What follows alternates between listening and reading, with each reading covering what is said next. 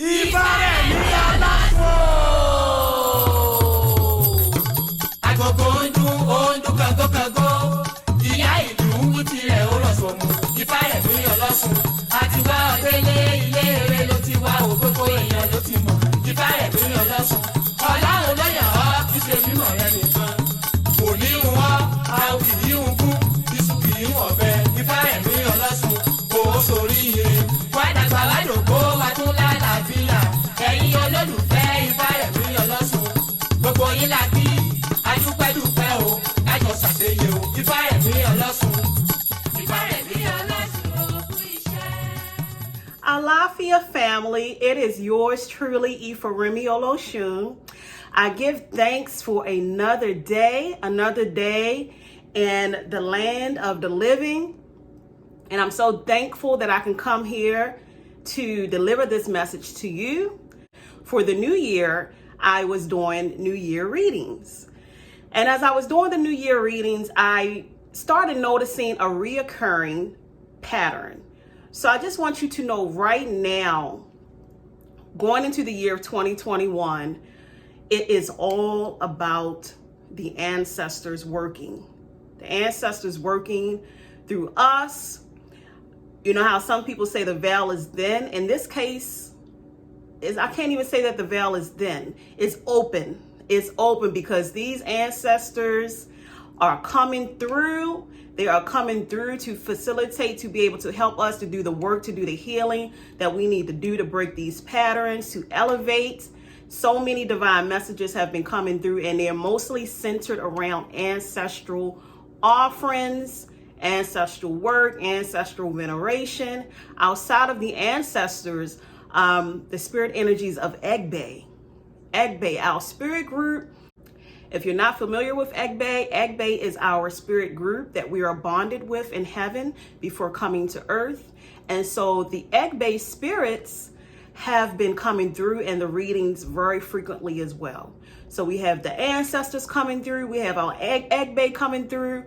These spirits are speaking and coming forth to be able to let us know that they are here for us. And they want us to do what we got to do the work that we got to do. And they are willing to be present and backing us and to back us on doing this work. I was meditating on my next YouTube video surrounding ancestral veneration. Spirit said to me, how does God or the source or the Most High know that it is the source? How does God recognize itself or see itself or know itself as God?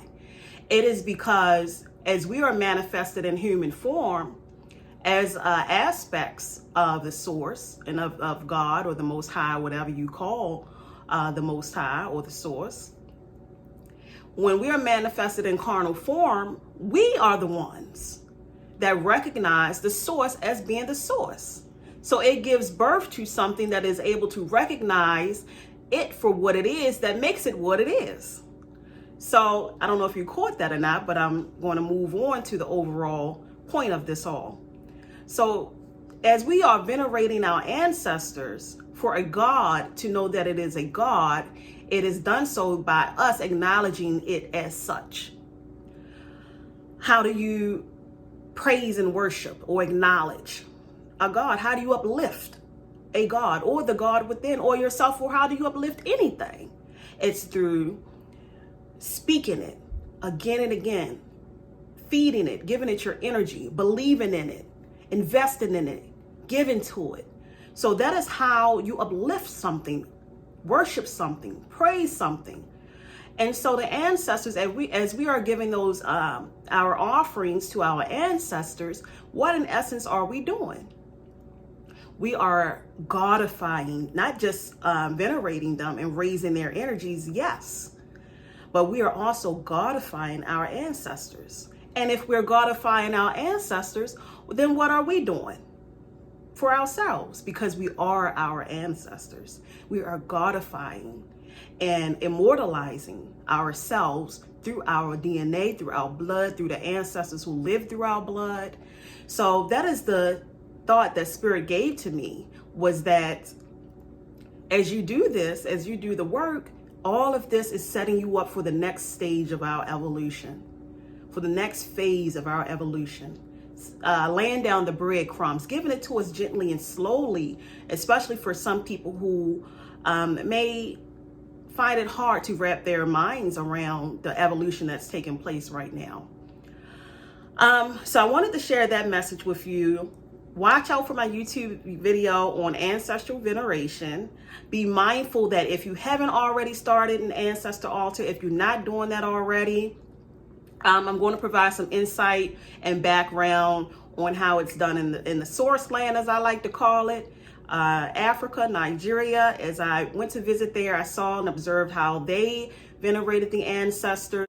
So I want to touch a little bit on the traditional side, or how it's done in the source land in my upcoming video, and how you can begin to work with your ancestors and merge, because you know what, we're here in the diaspora, we're here in the United States, and although we have the blood of our ancestors from the source land from Africa, we are here. We have a different walk. We've experienced a different walk. We've experienced a different journey, a different path, and so we have to approach our ancestors differently, in a way that fits our environment, that fits our ancestors, the walk that our ancestors here had to walk, and all of those things. So I'm going to get more into that, like I said, with the YouTube video, and also the importance of working with your egg bay. Touched on that.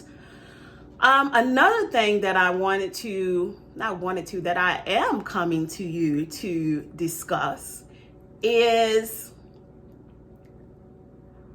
know that there are many paths that you can take, or that you may be born to take, as it relates to Ifa and Orisha veneration. So some people may come and feel like they're called to this path, and how they're supposed to perform within this path can look different for different people. So some people may feel like they're called and they're just meant to get a shrine and cultivate that shrine and uplift themselves and stay balanced and take care of themselves energetically by working with the shrine. Some people are meant to just be, followers who help uplift the energies of the Orisha just by participating in the community events, festivals, and just through participation. Some people are called to do the whole nine, to initiate and to become a walking representation of their given destined Orisha. Some people are meant to be actually doing the divinations, the consultations. Some people are natural born seers. And the Ifa wants to, work with them. I don't like saying use, but Ifa may want to work with these individuals to be able to channel messages to people who need them in order to heal themselves, elevate, or rid themselves of things that are no longer serving them, or do whatever work that it is that they need to do. Some people are called to also be all out, full-fledged Ianifa, Babalawu, doing the divination, the Ebo, and the whole nine. So with that being said, it took me a while. It can take you a while for you to be able to figure out how is it that you're supposed to perform in this path. What is it that how are you called to do your work? And so for me, it kind of things continue to happen, one thing after the other. And I'm like, okay, Spirit, Olodumare, higher self, what direction are you taking me into? So what it is that I have come to know, and I give thanks through all of my experiences, is that I am called to, yes, I am a diviner. I was trained in traditional Ifa to be able to divine with the Opele, in the traditional manner, in the traditional way, through the whole Ifa incantations, invocations, and all of those things. I am a natural born seer, but outside of that, my unique gift And what I am called to do and what I am giving to you is my ability to be able to, and I always say understand, to be able to understand, because it's not just understand. Like, it's not like you're just taking in information like you would when you go to college. You have to take this stuff in to understand the energies of the Orisha, the energies of the attributes, the energies and the attributes of the Orisha, the personalities that they take on. Each Orisha comes with, through the sacred Odu Ifa, each Orisha, and through the Oriki, we learn that they come with certain lessons that we can apply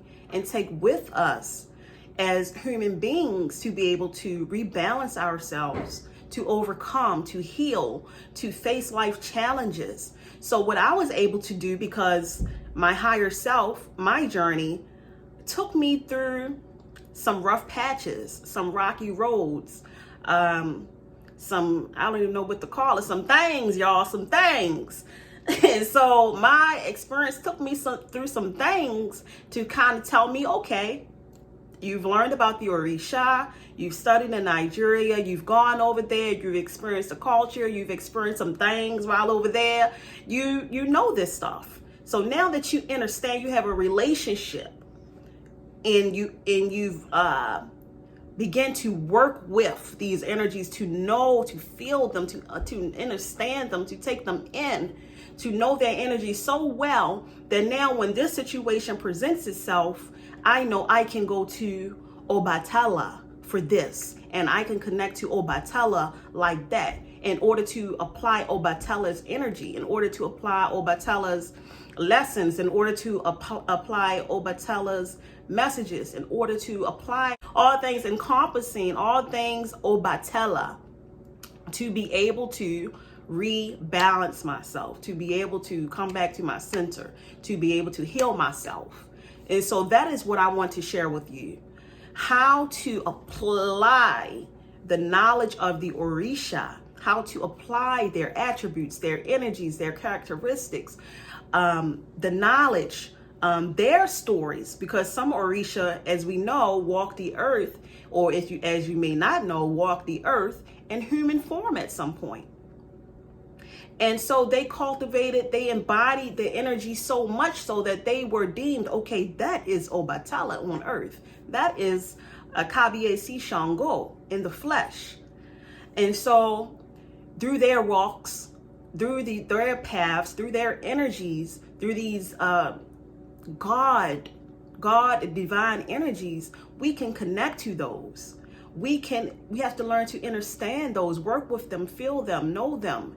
And then instantly when a situation presents itself to us, we can then say, boom, I know exactly what energy I need. I know the feel of those energies. I can tap in to that energy through my consciousness, through my heart, through my energy center, through my higher self. I can tap into these spirit energies, and I know what to say, how to say it, what to do in order to work with that energy, heal myself, to rebalance myself, and anything that you may need at the given time.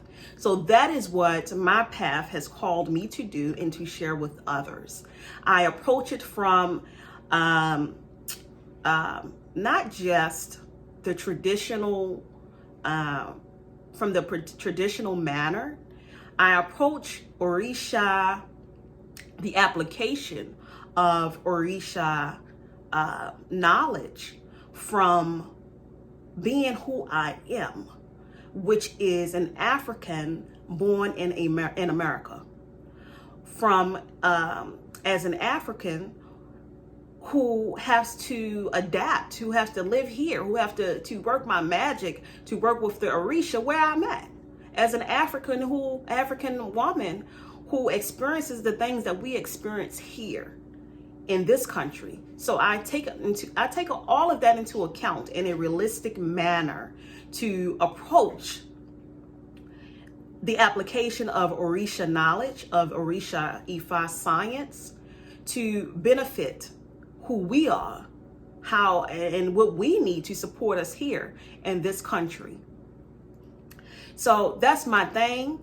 That is what Ifaremi Olosun does. That is what I was called to do. So when we're talking about that, applying it to heal the inner child, applying it to heal verbal abuse, emotional abuse, physical abuse, sexual abuse, applying it to heal any type of energetic imbalance that you may have in your body, applying it to heal and overcome fear, applying it to overcoming inhibitions, applying it to overcoming infertility, all the things, you name it, all the things that we experience here as women, as individuals. I work primarily with women because I'm a woman, and that's what Spirit has guided me to do right now. So that's what I came to give to you. It's time. You have to do it. It's not even an option anymore. You have to start learning and start working with your ancestors. You have to start understanding that you're not walking alone. You have a spiritual army that is also composed of your Egbe. You have to stop with this internet knowledge. Now, it's nothing wrong with researching online and things like that, but there are some people out there that wants to be in the know but don't want to be in the work. And by that, what I mean is they'll just go to different people's pages, they'll go online, they'll pull stuff from here and there just to try to get the information. They really don't want to invest. They don't really want to invest in the knowledge, invest in themselves, invest in doing the work. They don't want to pay anyone to really get the information. They don't want to really apply, just want to get it how they can get it. And so we have to stop with this internet knowledge and wanting to, how can I say, act like you walking the walk but not really even walking the walk, just talking the talk. So there are people out there, you know, the knowledge that I have attained, I went through a lot, okay? I'm not going to make this post about that, but I went through a lot, especially as a woman, to be able to obtain knowledge from the source, from Nigeria. And let's be real about it. It is a patriarchal tradition, due to some of it, much of it due to colonization. But I went through a lot to be able to get the information that I do have. And I may not have it all because it's such in-depth science. It takes years and years of study to be able to learn how to do it. You have people out there that just, like I said, get this internet knowledge, get a little bit of something, and think that they have what it takes to be a full-fledged Iyanifa or Babalawo, or to be able to do it all. And so I'm saying invest in yourself enough to be able to go about doing it the right way. You don't have to resort to internet knowledge. You don't have to just steal information from here and there, get information from social media, from people pages, try to piece it together for yourself. Because at the end of the day, no matter how much information that you have, no matter how much you know how to say the Oriki and prayers, no matter how much you gather, what are those animals that just gather squirrel nuts and store them and stock up on them? No matter how much you want to show that you know, if you are not applying it, then it's useless. It's useless. What is the point of knowing a prayer or a Reiki for Obatala if you don't understand Obatala's energy, if you don't understand how to work with Obatala? So it's not enough to just be internet knowledge junkies, or to know the Orikis, or to know the prayers, or to know about the Orisha. Because at the end of the day, you can't fool the universe. You can't fool the Orisha. You can't fool your destiny. You cannot fool your higher self. You're only fooling and kidding yourself, and you're wasting your time playing around. So really get to know, really get to get started with doing the work. Get started with applying it. You have to work with the energies in order to really understand them. You can't read. You can't read energy in the way that it will be able to fully benefit you. So, enough with my preaching. But that's what I wanted to share with you. Also, I have some great events, switching gears. Notice how my personality switched all the way up. I got to come on back sometimes. Well, switching gears, I have some great events and great opportunities for people to be able to come out, for people to be able to actually get out there and cultivate Orisha veneration, reconnecting to your roots in order to evolve them. I'm not saying we're supposed to go all the way back to the traditional ways and be there, but you have to know that, have that foundation in order to evolve them, in order to pass the torch that our ancestors have ignited. Keep it lit, pass the flame, evolve it, keep it rolling and move it and growing, but you have to go back. You have to go from build up from the foundation on up. So I'm hosting some events. I'm having a tour. If you haven't seen it, back to Ghana, where you can go to Ghana. It is going to be off the chain. I don't know if people still say that, but I'm going to say it. We have some good people on board that is going to be able to provide you with an authentic and unique experience. I'm going to be hosting some events here in Baltimore, some virtually. Just pay attention to my website, pay attention to my Facebook page, my YouTube channel. I just want to give the best of me as it relates to African spirituality to present my people, because we are one tribe, to present my people with the opportunity and the possibility of being able to tap into this information, this science, in order to evolve and elevate. With that being said, I'm gonna end this video and just say, may you be balanced, balanced be, and rise into your power. And I'm out. Peace and blessings and love to you all, my honeybees, speaking into existence, good health, wealth, abundance, success, elevation, ascension, evolution. My love to you all. Bye-bye for now.